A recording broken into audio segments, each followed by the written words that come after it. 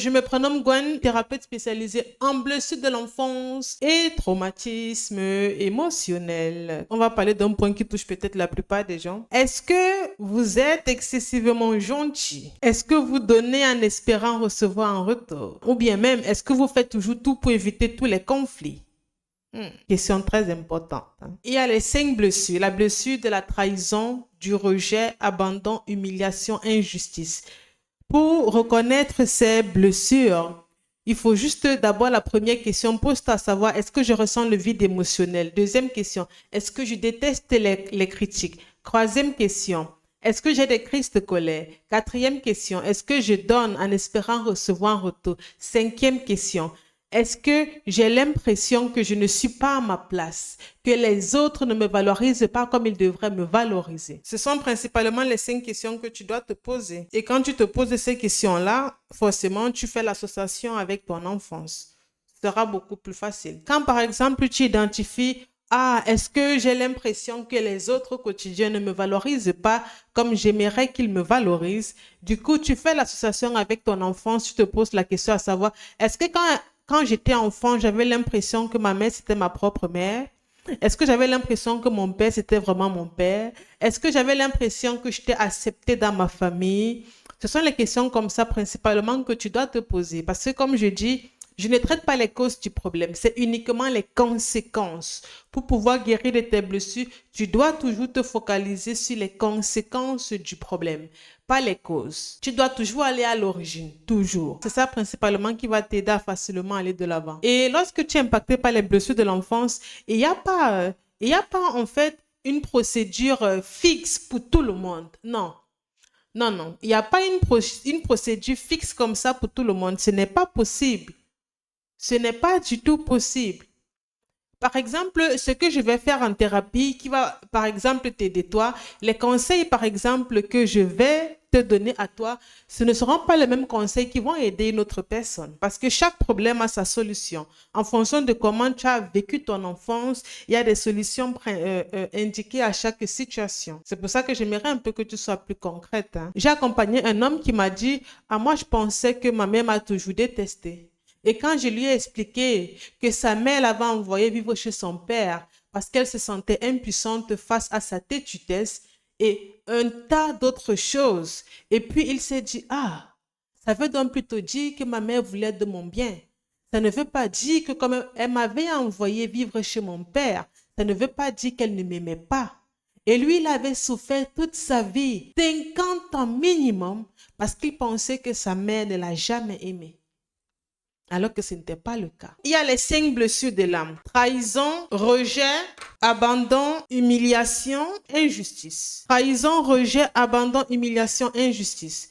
Des 5 blessures, tu es impacté par combien de blessures? Je n'entre en conflit avec personne même s'ils me font du mal. Lorsque des personnes te font du mal, et tu fais tout pour ne pas entrer en conflit avec ces personnes, ça veut dire que dans ton enfance, tu as été principalement abandonné. Et tu as appris que si tu ne te défends pas, alors tu seras aimé parce que à partir du moment où tu te défends, tu as des idées contraires par rapport à la personne qui est en face de toi et puis tu risques davantage d'être abandonné. C'est principalement pour ça, tu n'entres pas en conflit avec les gens. Tu fais tout pour l'éviter. Toi, tu es impacté par ça, le verre. Abandon à tout prix. Tu es impacté par la blessure de l'abandon, principalement. On m'a toujours demandé d'être la plus gentille. C'était à moi de pardonner. On t'a toujours demandé d'être la plus gentille et c'était toujours à toi de pardonner. Ça veut dire que tes parents vivaient principalement à travers le regard des autres. Ce que les autres pensaient était très important pour eux. Du coup, ils t'ont transmis leurs croyances, en d'autres termes, de tout accepter les conneries des autres. Parce qu'en le faisant, tu seras davantage aimé. Ça veut aussi principalement dire que tu ne sais pas poser des limites, tu ne sais pas dire non, tu ne sais pas être là pour toi. Il y a de fortes chances que lorsque tu aides les gens, tu as l'impression que ce sont des personnes qui sont égoïstes, qui sont mauvaises. En d'autres termes, tu ne t'aimes pas du tout. Donc, tu es impacté par les 5 blessures. Trahison, rejet, abandon, humiliation, injustice. Tu dis que tu t'aimes alors que tu ne supportes pas être en conflit. Comment c'est possible? Tu ne peux pas t'aimer et détester être en conflit. Et c'est parce que tu détestes être en conflit que tu acceptes presque tout venant des autres, que tu as du mal à dire non. Et une personne qui a du mal à dire non ne s'aime pas. C'est pas possible. Tu t'aimes comment? On va prendre un exemple, hein. Tu dis que tu t'aimes, chose que moi je n'arrive pas à comprendre, mais tu fais tout pour éviter les conflits. Comment c'est possible? Lorsque une personne va t'humilier, on va dire que voici tes 10 barres de bonheur, hein, ok? Pour qu'on puisse mieux s'entendre, on va dire voici tes 10 barres de bonheur. Et tu dis que tu as du mal avec les conflits. Tu t'aimes, mais tu évites les conflits. On va dire qu'il y a cette personne-ci, elle t'insulte, elle te rabaisse. Comme tu n'aimes pas les conflits, tu vas accepter. Celle-ci va t'humilier. Tu n'aimes pas les conflits, tu vas accepter. Celle-ci va à chaque fois te manquer de respect. Tu n'aimes pas les conflits, tu vas accepter.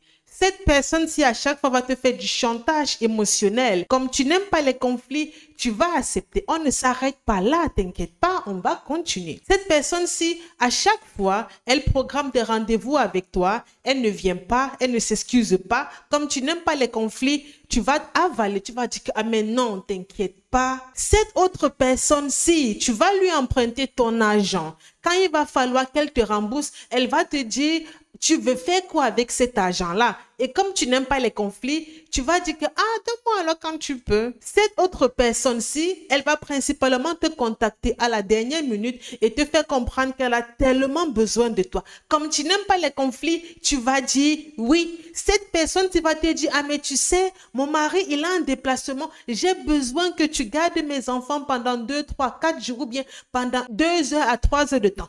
Alors que pendant ces 2 heures à 3 heures de temps, tu avais prévu aller faire une balade ou bien prendre soin de tes propres enfants. Comme tu n'aimes pas les conflits, tu vas accepter malgré toi. Avec ces 8 situations-ci, tu n'as pas pu te défendre. Ça veut en réalité dire que si on veut regarder au fond, il te reste à peine 1 ou 2 barres de bonheur, rien de plus. Dans quel sens alors est-ce que toi tu t'aimes? Expliquez-moi s'il vous plaît, je ne comprends pas. Comment tu fais pour t'aimer alors qu'à toutes ces 8 personnes, tu as passé le temps à dire oui, oui, oui, oui, oui. Du coup, il te reste à peine 2 barres de bonheur, donc 2% de bonheur. Ou si tu veux, 20% de bonheur pour être un peu plus gentil. En d'autres termes, non, tu ne t'aimes pas, tu te voiles la face sans t'en rendre compte.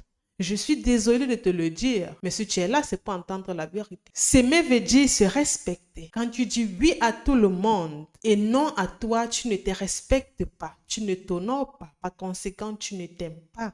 Donc, tu as des comportements qui vont détruire ta propre santé mentale. Par conséquent, tu es toxique. Par conséquent, je ne sais pas si je vais te dire que j'ai le plaisir de t'annoncer ou bien j'ai le malheur de t'annoncer.